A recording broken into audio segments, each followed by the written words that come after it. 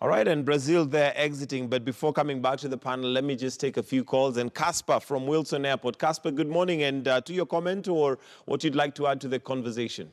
Morning, Mike. Morning, morning. That was a good discussion. Now, as an upcoming coach, I think for this World Cup, we had a lot to learn, especially when the best teams are aged out early. Hello? Yes, I can hear you. Carry on. Yeah, when the best teams are aged out as early as in the morning, and then we were left with the teams that we were least expecting to win. As a coach, I think it's a good lesson for us not to depend on those big teams, because the World Cup is changing. And for Kenyans, we need to learn a lot from this World Cup. Thank you so much. Home as a coach, Casper, what is it that you learned as a coach? Actually, there is one game there is something that Lukaku did that I'm explaining it to my students. Lukaku did a nice dummy, and he was in a very good position of either losing or scoring, but he did a dummy to make his team win. I don't know whether you watched it. Mm-hmm. And then the fighting spirit, they were 2-0, and then they didn't give up. If you look at their faces on the second half, okay, they were still confident of winning. Actually, I was watching the match with my wife, and she went to sleep. I told her the match has just started. It's just started. Yeah. So all right, I guess as a coach, you had that sixth sense that something could turn around. Yes, please. Oh, okay, thank you very much, Casper. Let's also take a call from Edward in Homer Bay. Good morning, Edward. To you. Yes, go right ahead. Yes, I just want to comment on what is going on, the World Cup, that is.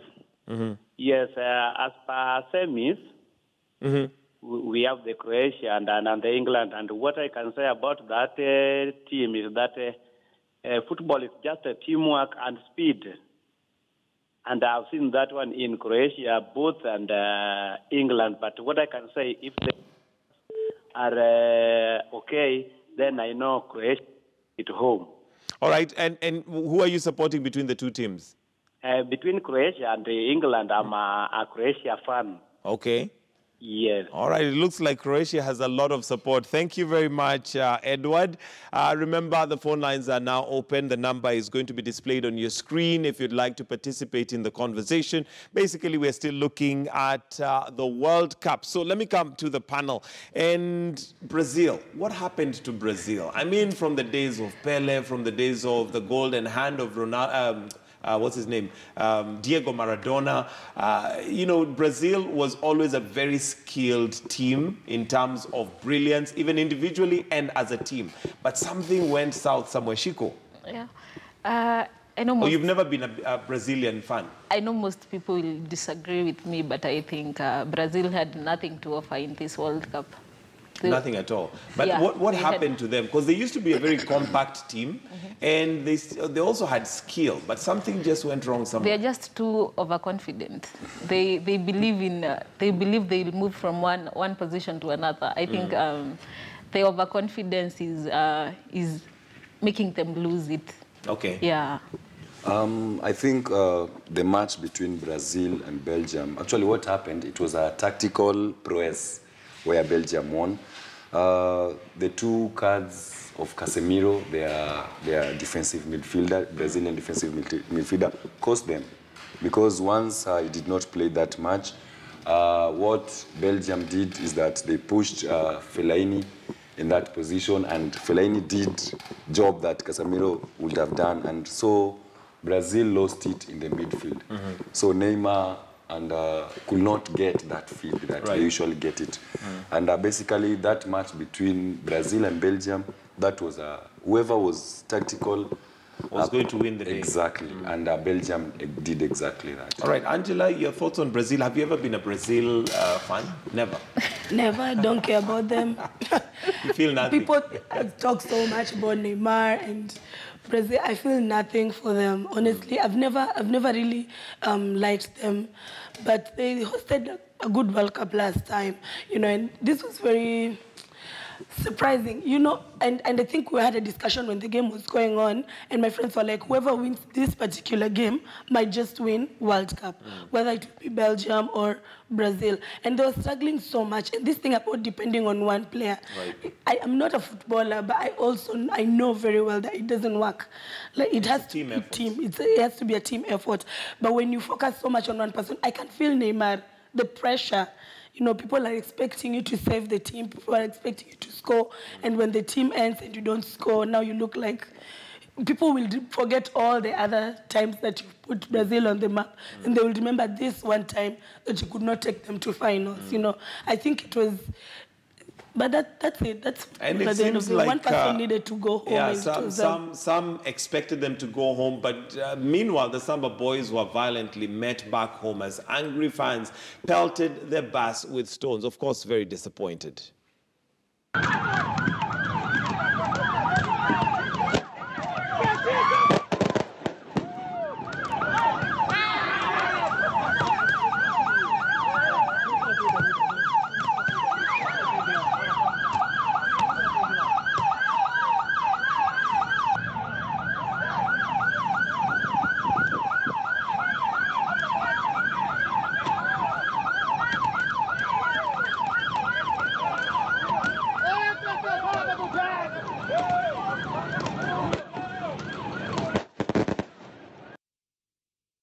Lot at home, but Wycliffe, what does this do for the team? This is now the opposite of the 12th man, where you have support and people cheering you on, but when you lose, then they don't want to know, regardless of the fact that it's not easy. I mean, I normally say, I normally call ourselves couch, coaches, where you can literally tell this game should have been played like this, you should have done this, but you're doing that from the couch. It's a different thing altogether when you're there. Yeah, and Mike, I'll tell you, I was in Brazil the last World Cup. We were one of the lucky people that we were promoted by the president to go and watch. Mm-hmm.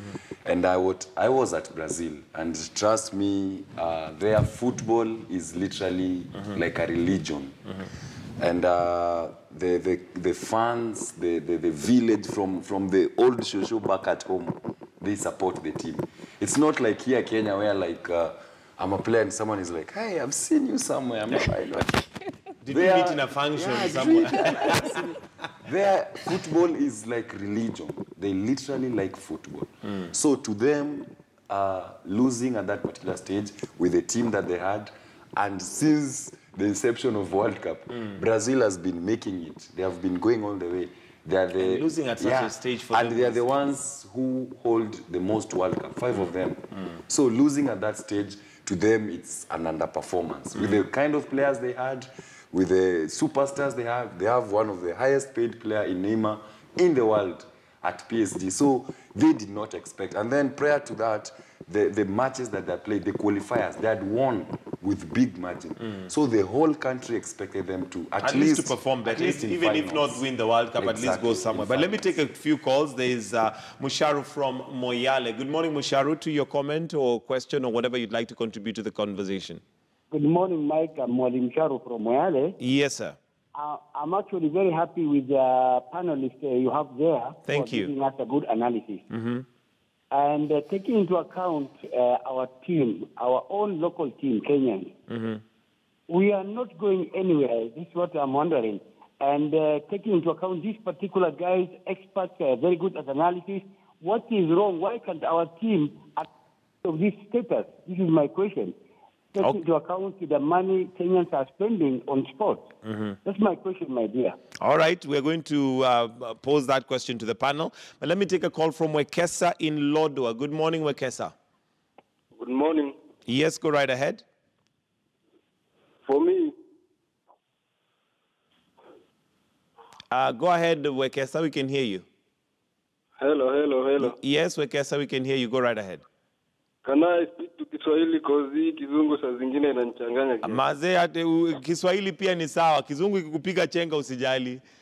Kiswahili pia ni sawa. Okay, mimi ni fan wa Croatia hiyo. But naona hii timu yetu kama ya Harambee Stars hii ingekuwa ina participate hata kwa hii World Cup ingekuwa vizuri sana, but corruption naona ni mingi sana. Okay, kwa maoni yako, kwa nini unafikiria Harambee Stars hawajawahi fika kiwango cha kwenda, World Cup? Corruption in our country iko high sana.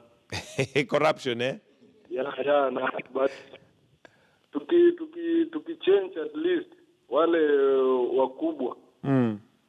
Sport yetu kidogo itapanda. Haya, sawa. Asante sana Wekesa.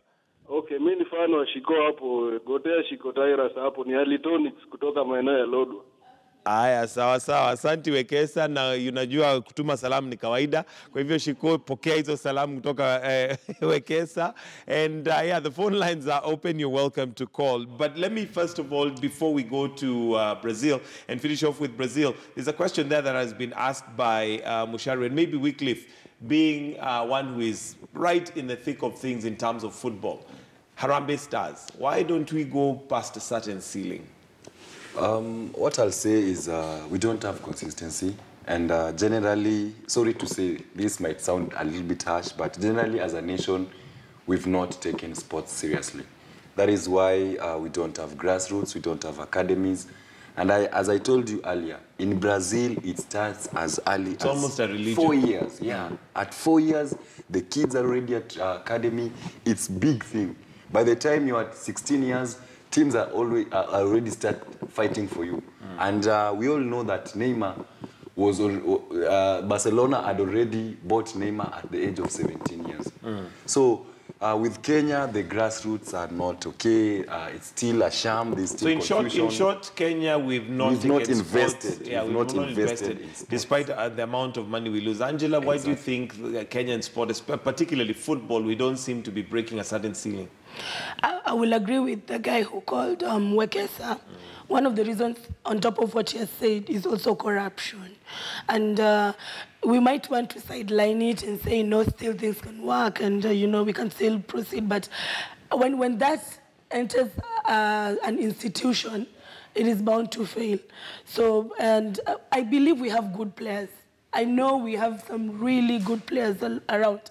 But as long as we are not building them from grassroots, we are corrupt, money imeingia, imetoka, imeenda sijui wapi, players hawalipwi, wanawekwa into very tough situations outside. We cannot expect to win if we are already treating our players like that. The way we do. Yeah, we cannot go anywhere. Okay, Shiko, what do you think bedevils the Kenyan football arena when it comes to, going past a certain level? I think our main issue is we don't want to try out new people. We still want to try out the old ones, as in if the players or managers. Players we don't want to go to the grassroots route for new talents. We still want the ones that have played 10 years, 15 years. We can. I mean, I don't develop talent. Yeah, I have a group of boys who play where I live, Ruiru. I'm their team doctor actually. They are good talents. We can't. If they went out on trials, I mean, those boys would perform well.